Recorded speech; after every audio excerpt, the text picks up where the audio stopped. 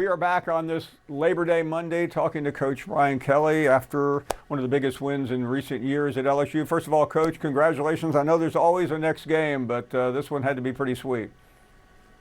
Oh yeah, I mean, but you know me, Paul. I've been on this show whether I've won games or lost games, and you had a tough loss this weekend, and you came on the show, so I appreciate that. So I think you and I both understand in this business, you get good days, you got bad days, and you just move on and keep doing your job, and that's what we'll do here. We'll move on, keep doing our job. We got a good football team, but we got to keep them focused on the next week. Coach, a certain bespectacled commentator a week ago said you would be miserable today, and it looks like I'm the one that's miserable. You've done quite well, and it's always fun to talk about these games regardless.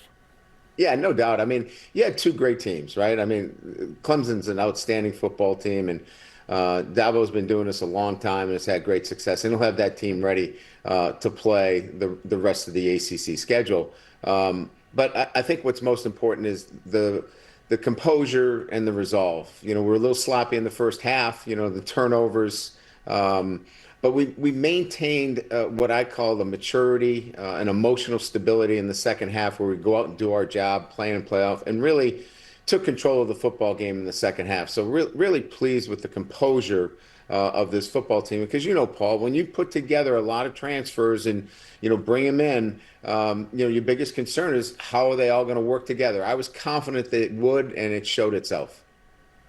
When we saw you in Atlanta, you talked about doing things differently, and a lot of people wondered what could you be doing, what was going on behind the scenes. Now that the first game is over, can you share or shed any light on how this was different than the previous years?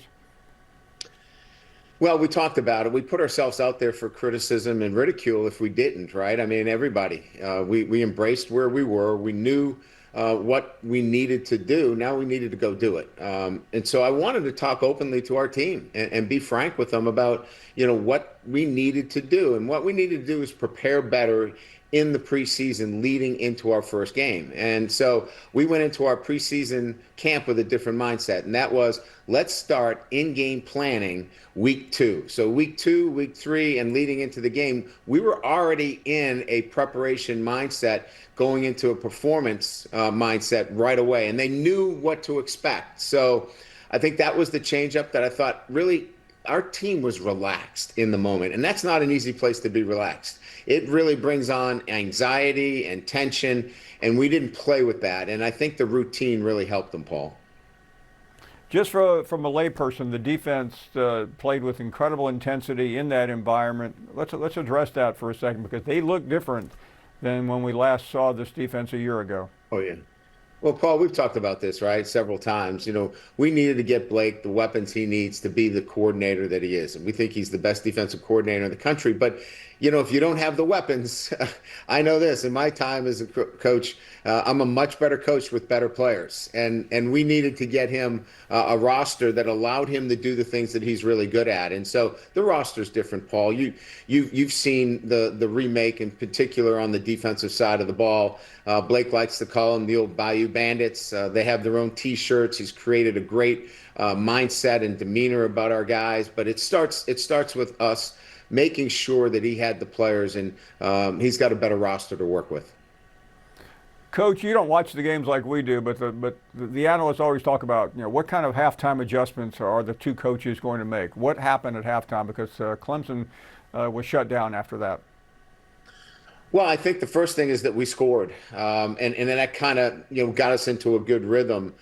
But I will tell you, Paul, a lot of people talk about the halftime adjustments. With the technology that we have on the sidelines now, it's really adapting in-game on the sidelines and getting your players to be locked into the changes and adjustments that you might need to make from series to series. And I thought our kids, that they're very mature. They sat down with their coaches. We adapted to some things that we needed to do. And I thought it was, that's what a veteran team does. That's what the team that's looking at this for the long haul, they have to do those things. And I thought they did a nice job in the second half.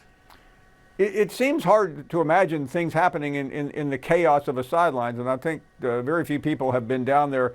It is not a friendly place. How do you absorb it? I realize this is what you're trained to do, and you're all the top professionals. But make those adjustments as the game is flowing with so much going on around you. Well, it starts with the coaches and how they communicate to their players. You can't give them everything, Paul. You know this, being in the business that you are. You got an earpiece in, you're going to get a little bit of direction from the producer, but you can't give, a narration. You got to go back to work. And it's very similar in that sense, is that you've got to really pick the highlights, the things that you need to focus on, and do a great job communicating. So coaches and players alike can have those conversations, but, you have to really pick the salient points.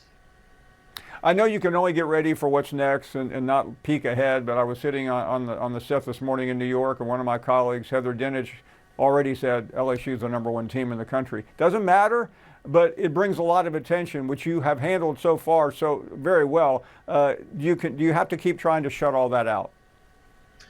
Well, we've heard this for many years, Paul, you and I, the rat poison, right? From Nick, can't eat the rat poison. But to me, more than anything else is you address that with your team, and you address it and say, look, here's the deal.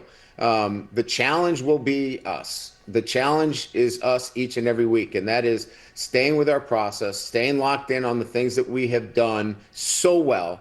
We need to continue to do that. When we get outside of that and start listening to what other people have to say and get concerned with all those things, like our team didn't play angry, they played aggressive.